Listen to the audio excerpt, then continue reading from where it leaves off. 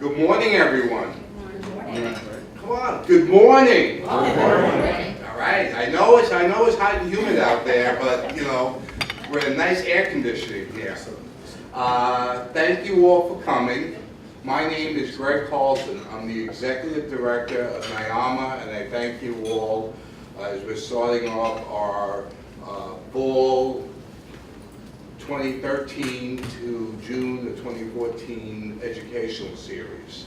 And I'm happy to see you all here. And everybody's here except for my two speakers. Okay? So,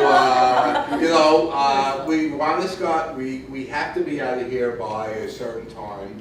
So we want to start, and without any further ado, all right, I want to introduce to you the NYAHMA board president and my good friend, Hunter Cushing. Thank you, Greg. Morning, everyone. Welcome to our first seminar here in the fall. And I see some faces I don't know, so that gives me a great opportunity to tell you a little bit about NYAHMA, because that means you're not a member of NYAHMA. And NYAHMA is a New York affiliate of one of the two major trade associations of multifamily affordable housing, the National Affordable Housing Management Association.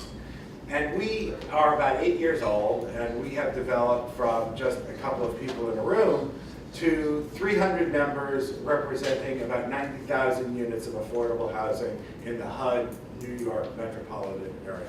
That's downstate. We have plans to go upstate, and we're talking about what we're going to do now that our fearless leader, Teresa Baton, is going to be responsible for 20% of the United States. And whether we have an infrastructure enough to go to 20% of the United States, but we're going to take it slowly, and we're very pleased that New York, if the transition goes through, is going to be that center of that kind of power for some of the number of units. And it's a great opportunity for a group like us that really deals with HUD. And what we really do is we do seminars like this. I mean, we do two major things.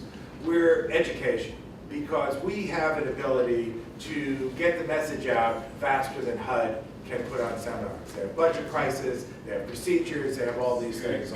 So when Deborah Van Armungen, who was the head of the New York multifamily hub some years ago and went on to be state commissioner, she really came to some of us that were involved and said, we need another vehicle. And we took her lead, and she was extremely supportive, and we are ever indebted to Deborah for really putting her office and her person behind initiating this. And so we've tried to keep true to the message that she set up for us, and we're not like the other 16 AHMAs. There are 16 other groups, local groups, and we are setting our own path like New Yorkers usually do. So it's education for topics of importance to our membership, and it's also meeting with the regulators. And we regularly, on a quarterly basis, meet with HUD, Teresa, the chiefs at HUD, New York, as well as CGI, who comes in to meet with us, and on an as-needed basis with HPD and HCR on various things, to talk about issues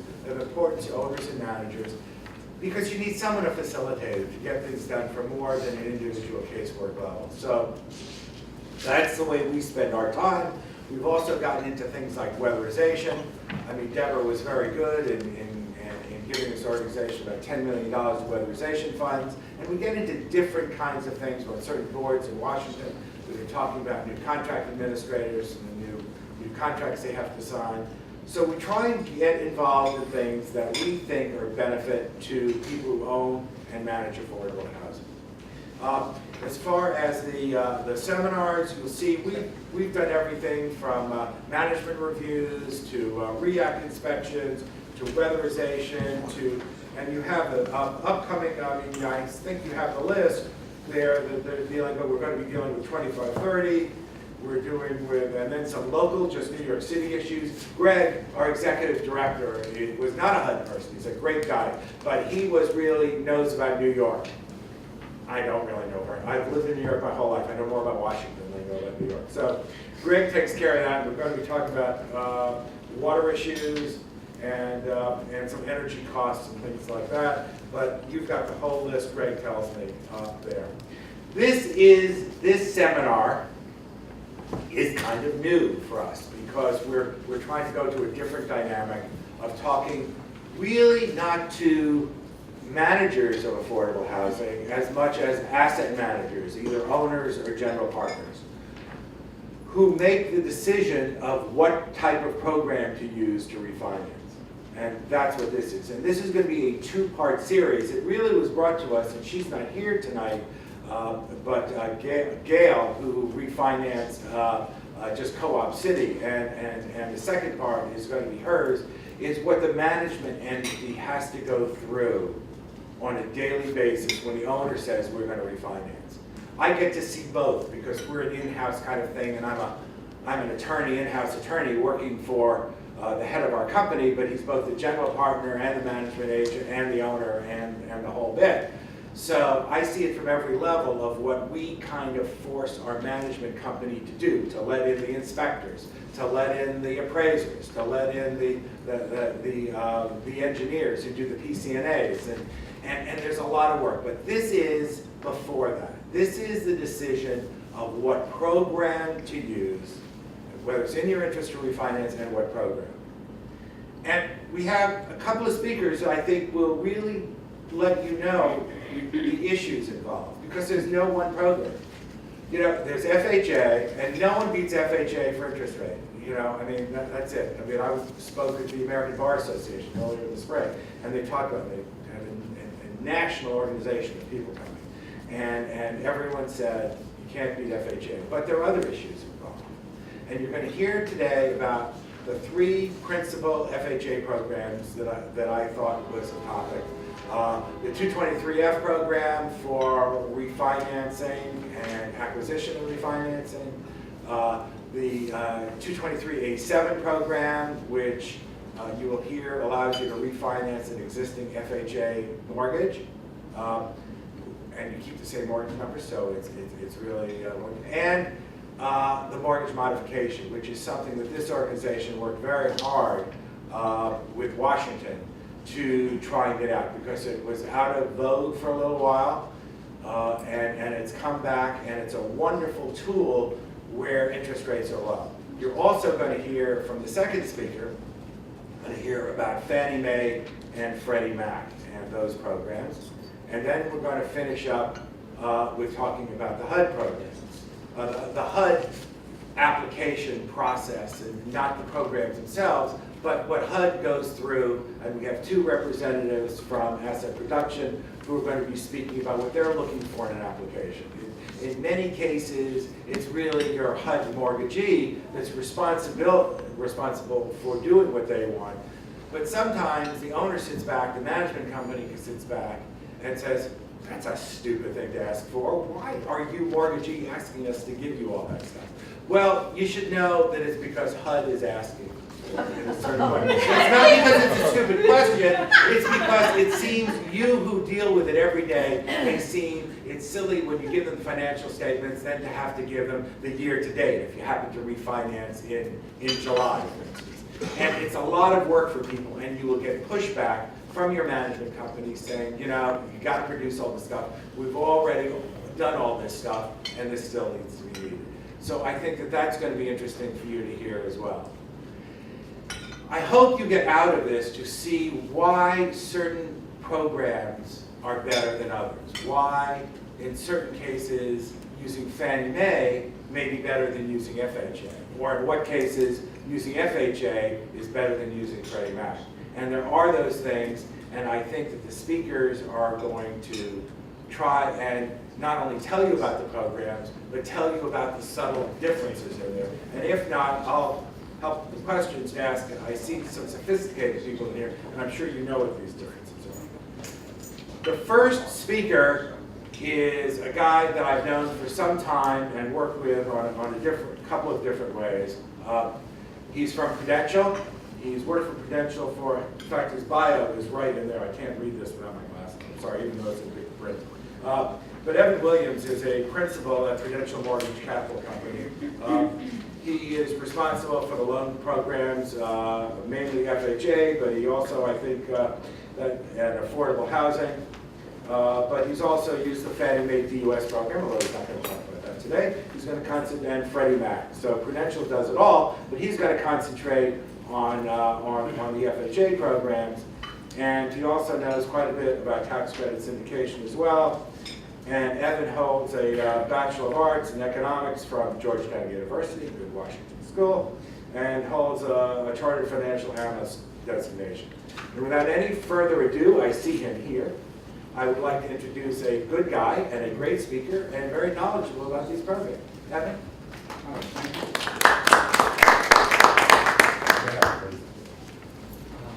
Well, first of all, thanks to Hunter for having me here this morning and inviting me to speak.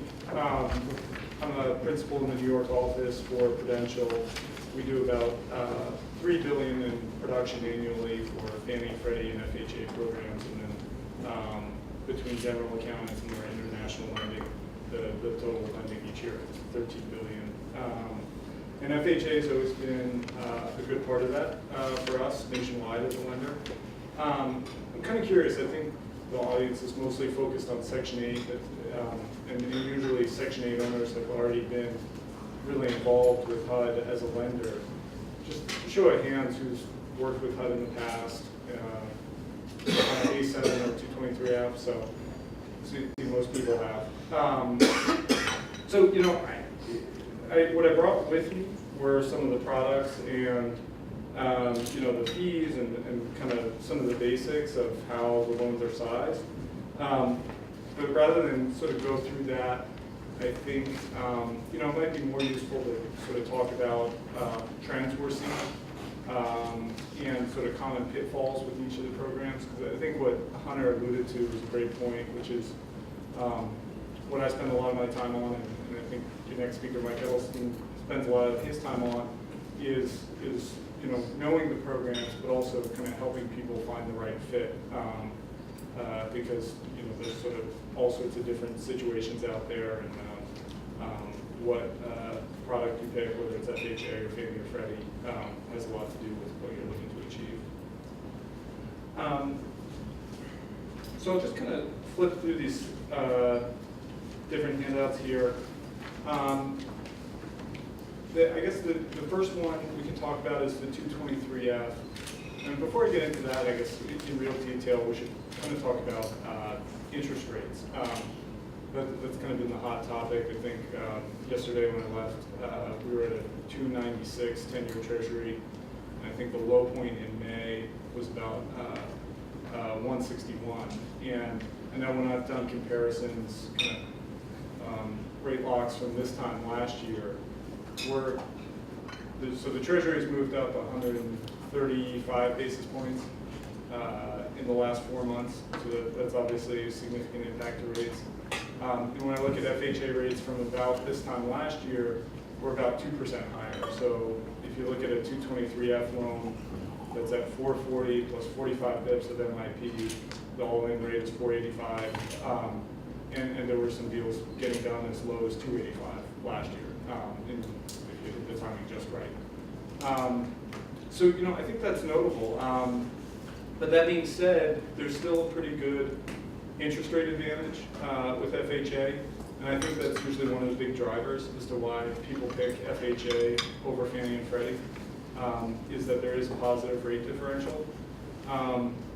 Another big factor, so, you know, just by reference, it would depend a lot on the deal, but if you're at 485 all in for an FHA loan, you might be at about 5.5 on a 10-year Fannie loan. So that's great, that's an advantage.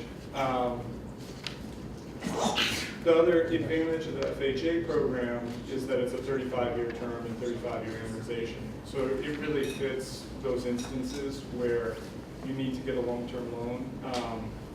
For a lot of times for Prudential, that's for Section 8 properties, and you know, a good percentage of the time it's also for Section 8 properties that are being preserved with low-income housing tax credits, because you need at least a 15-year loan term to address the tax credit investors' requirements.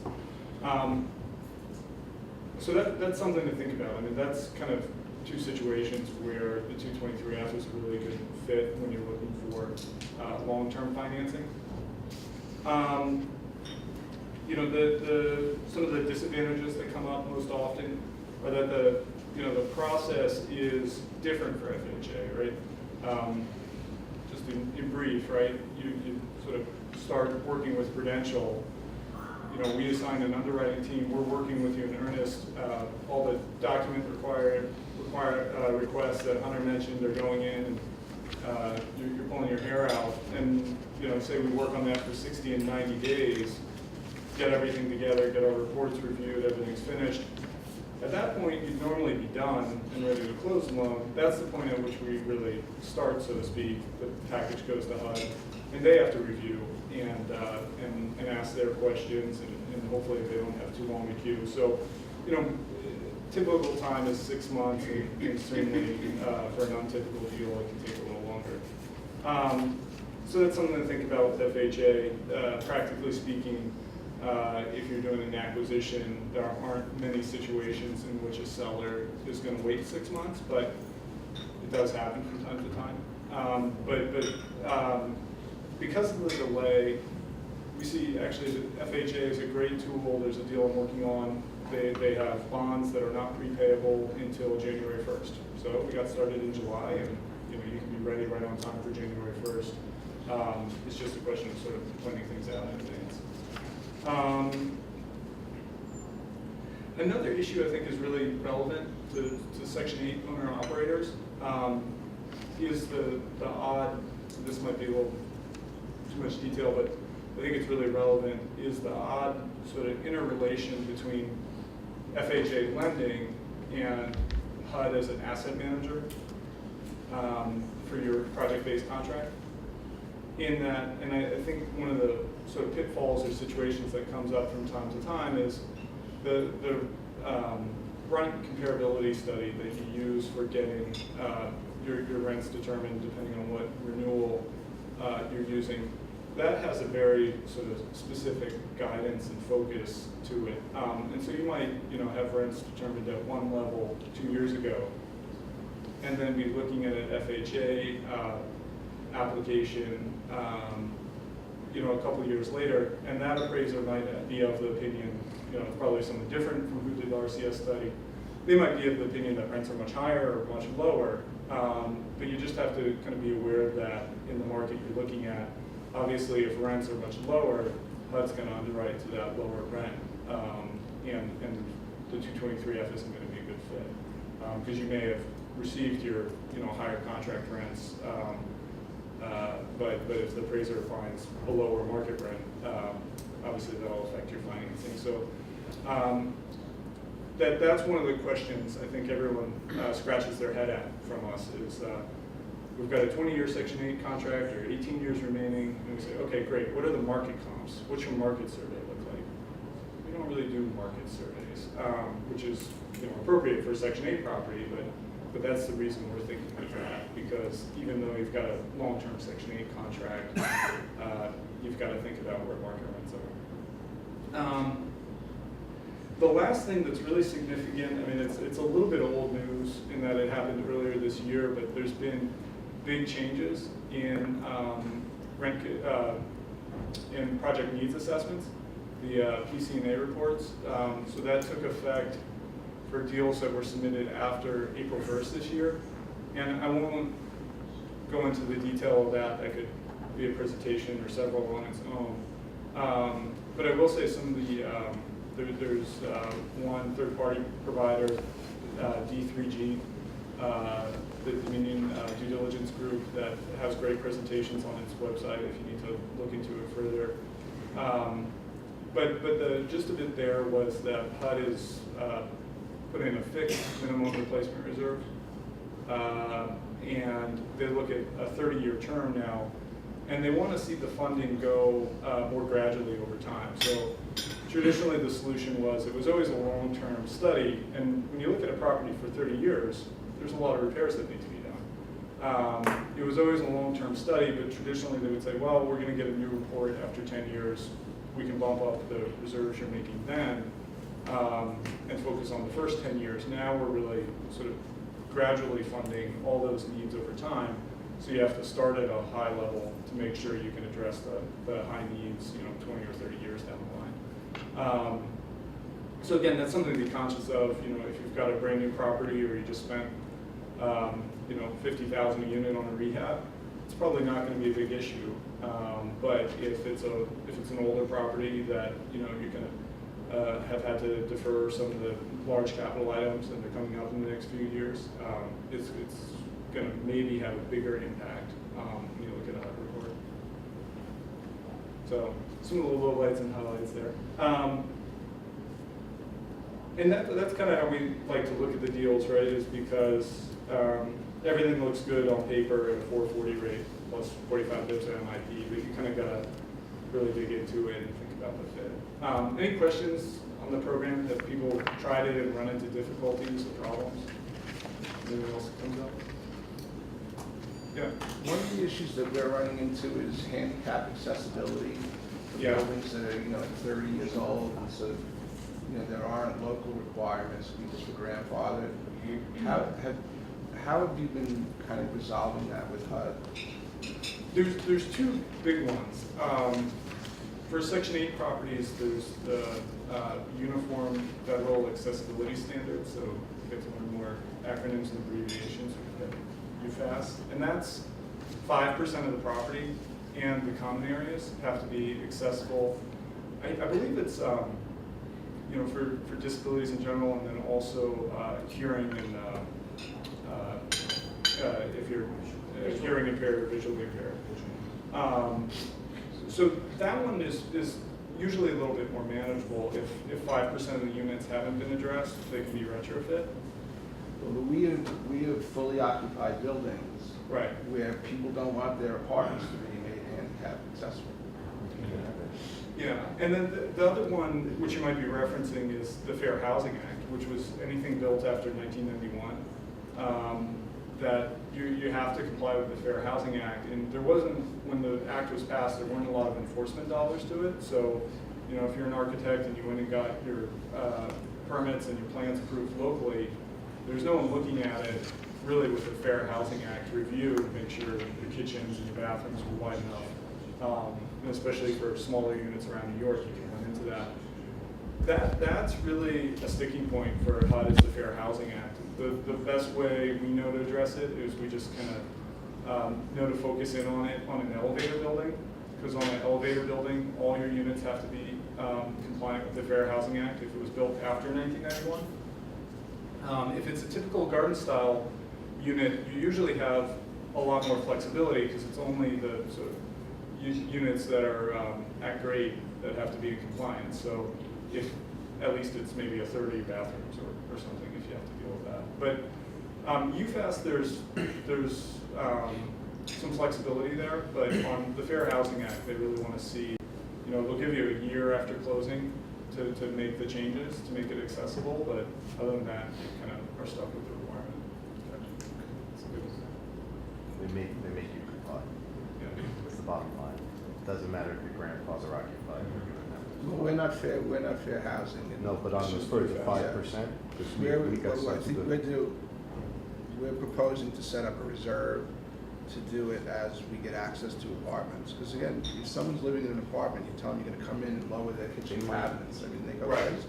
they might do that, but I know for us, We've been through it. we had to comply, but the escrow might work. But you can't, the 5% at least, we went through 223 Ave, but yeah, compliance will be the same situation. There wasn't flexibility, you have to comply or fund compliance, that might Gotcha. work. Yeah, okay. Right, eventually you have to get there, Right. but they can work with you on sort of what the timing is and how you get there. Okay. A nice, I don't know if it's relevant for anyone, but for historic rehabs, the Fair Housing Act doesn't apply if the building was originally used before 1991. So that's one little exception, is that anything was a historic rehab or a building that was, all but, derelict and empty after 1991 and was rehabbed, you're in the clear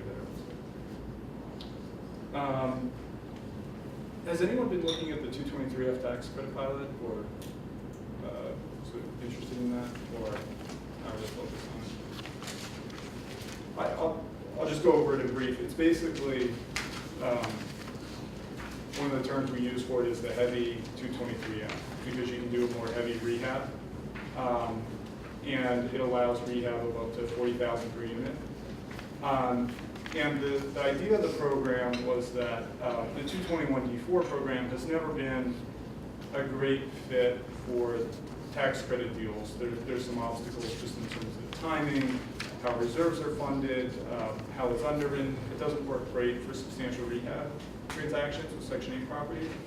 And so HUD, I think took a really good look at the 223F program and some ways they could make it accommodating for doing moderate rehabs of Section 8 housing. So the intent is that the rehab is less than 40,000 per unit.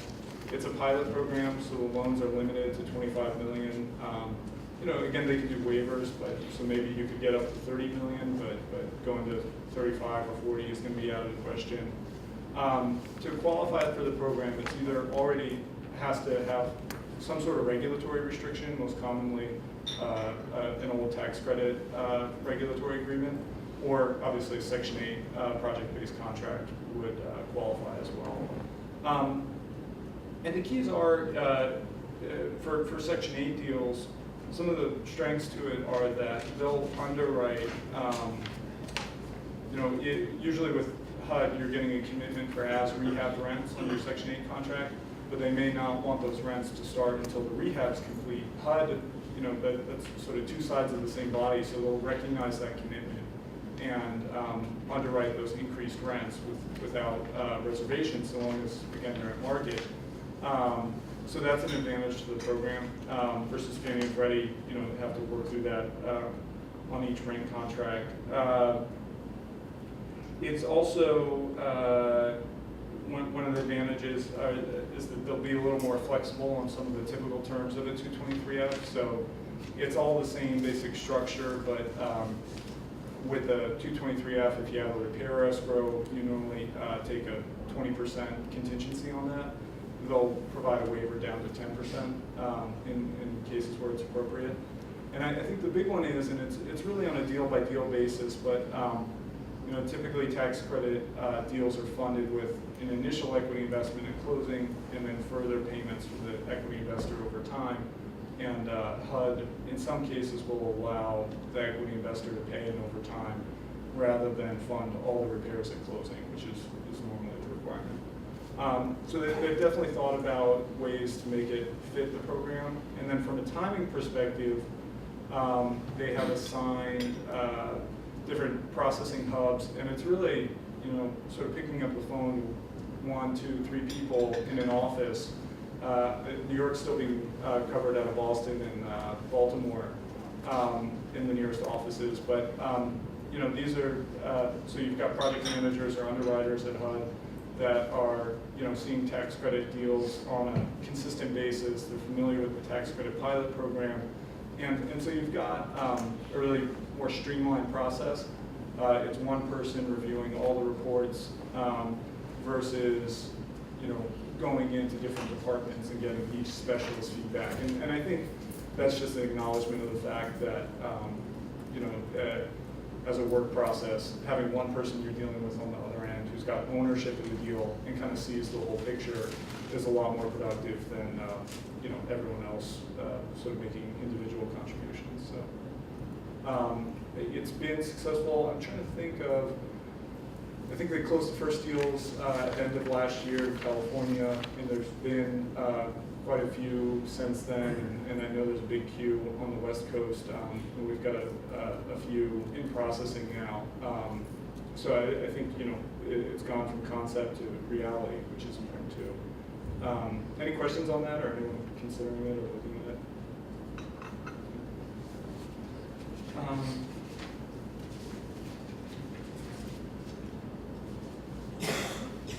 The next couple programs are the 221D4, 223A7.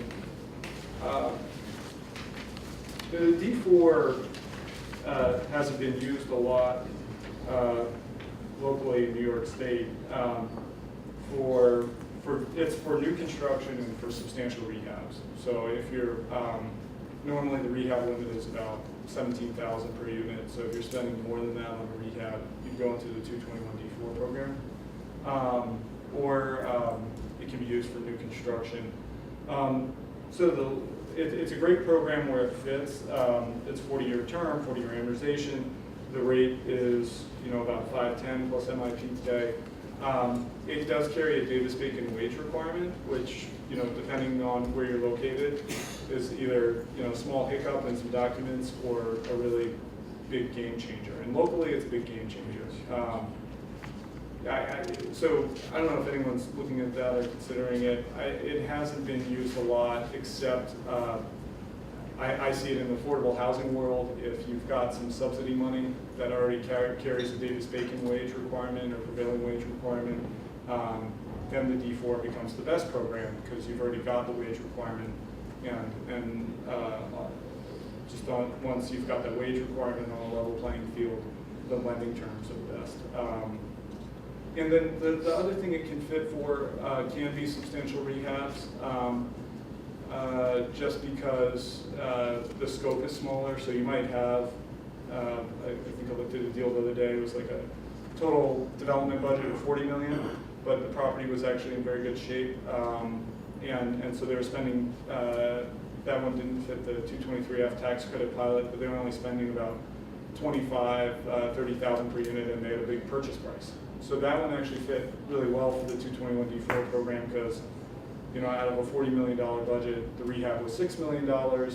Maybe with Davis-Bacon it goes to $7 million, but that didn't, change the overall picture. If you're getting a little bit of additional leverage or lower interest rate, that might make sense for a large loan. But I won't spend a lot of time on that. The last one is the 223A7 program. And I didn't do a little slide for it, but Hunter brought up the mortgage modification program, which definitely talked about that along with the A7.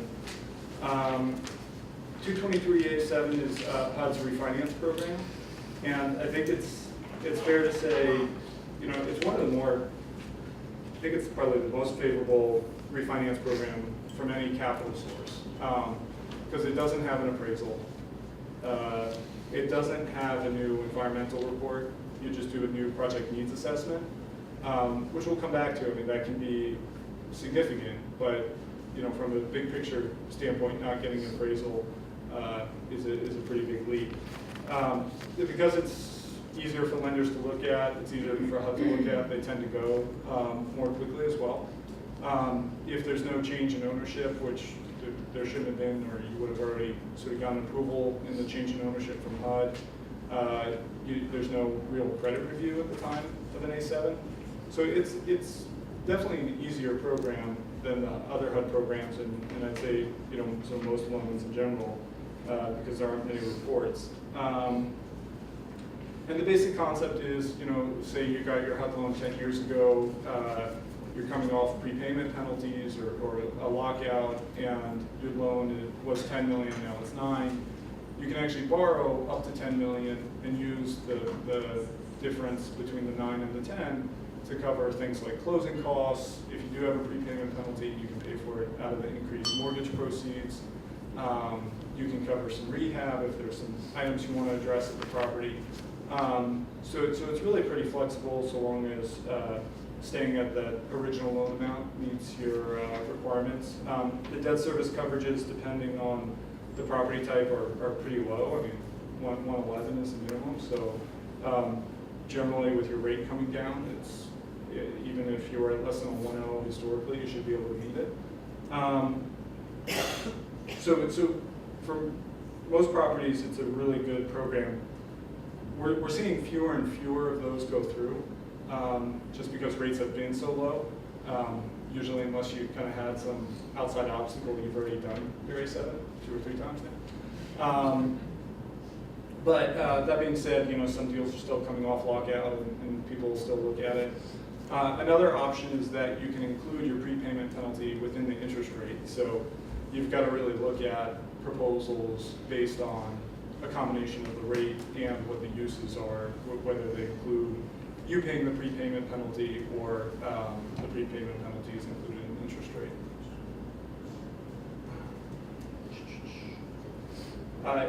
Just going back to PCNAs, they changed at the beginning of the year, so obviously that changes for A7s as well.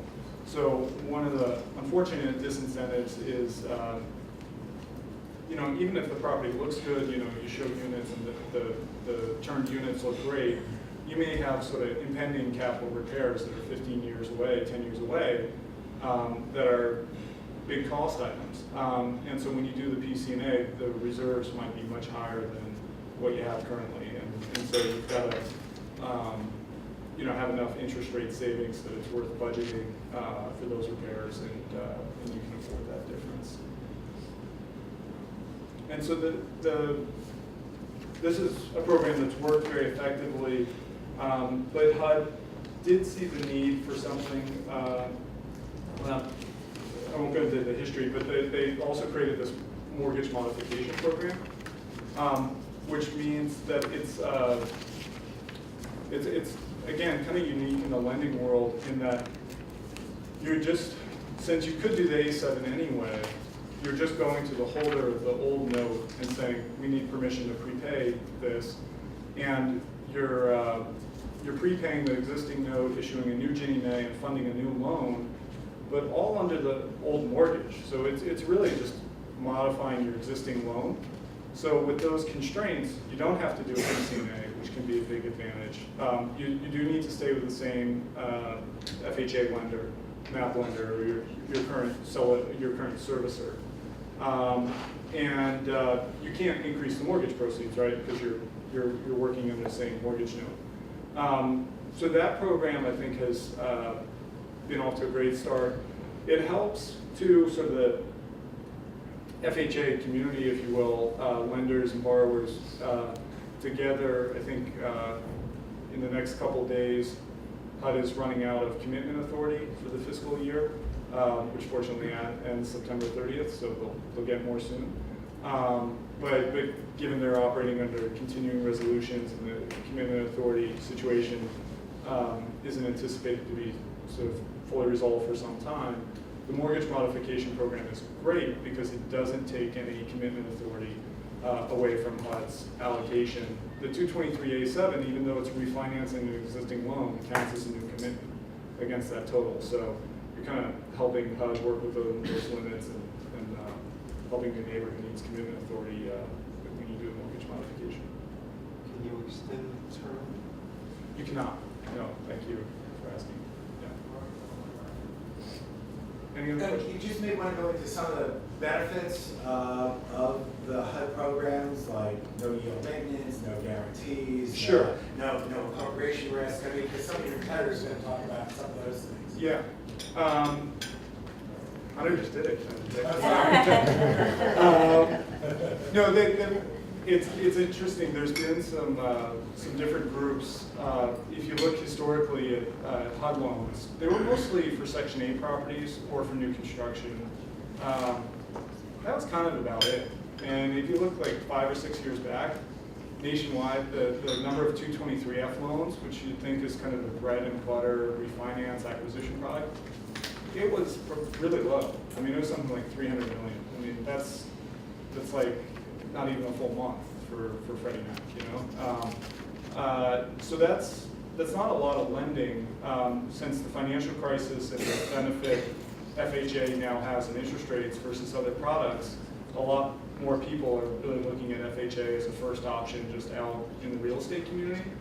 And actually, one of the big things that's drawn investors to the FHA loan program is the prepayment structure. Because you're getting a 35-year loan term, and the prepayment structure is typically a 2-year lockout or no lockout, and then starting at a 2-year lockout, then 8765431. So not only is it known in every year, but it's a relatively small number when you compare it to defeasance or yield maintenance from CMBS or other capital sources. And if you really think about what that means, I mean, and that's part of the reason rates have come up, from the investor standpoint, they're getting a loan that could be prepaid in 5 years, or it could be prepaid never, and you could run it out for 35 years. When you really start to think about that, maybe practically you'd always refinance in year 20 or 25 because you don't want to have, you know, a 10% loan to value. But that's a tremendous value. You know, if you think about, if you tried to write an option or create a sort of hedge to create this FHA loan product, you couldn't do it because it'd be too expensive. I mean, to have a fixed prepayment penalty and then open for 25 years after that is a tremendous amount of flexibility, whether you want to sell or refinance or recapitalize or do whatever you need to do. So that's a big benefit of the program and definitely worth thinking about. All the programs are non-recourse. There's small bad boy carve-outs, which are about 2 or 3 sentences in the regulatory agreement that are very palatable. That includes the 221D4 program, so that's in areas where Davis-Bacon wage is feasible. The fact that these are non-recourse construction loans are very attractive to owners. The loans are fully assumable, so in the event of a sale, especially if you kind of look forward and think rates will be higher in 3-4 years, and that the debt will be an asset, the loan can be assumed by the next buyer. And those are kind of the big highlights. Any other questions or things people, most often I hear about kind of difficulties people have run into, so it's always good to, so if there's some problems you can solve. Yeah.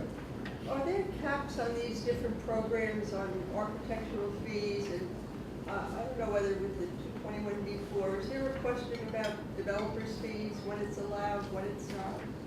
It is. So HUD looks at the cost of the project uniquely. They've got their own system for doing that, but they'll only pay for certain costs, and they will not allow you to use the mortgage to pay a developer fee. I don't know if you're thinking of tax credit deals. On tax credit deals, there's an easy way around that in that the tax credit equity is normally just assigned to pay that developer fee. But there's on a tax credit deal, it gets interesting because you've got sort of for the bond counsel, good costs, bad costs, tax credit syndicators. You've got eligible basis and non-eligible basis, and then HUD has their own system of what you can use the mortgage for, what you can't. But the developer can be paid from another source, essentially. In terms of architectural fees, they do tend to run a little higher, but it's usually manageable so long as you. I think the architect, it helps if they've got experience with FHA, or really, their expectations are set that they might have to do things a little differently on an FHA transaction. Anything else?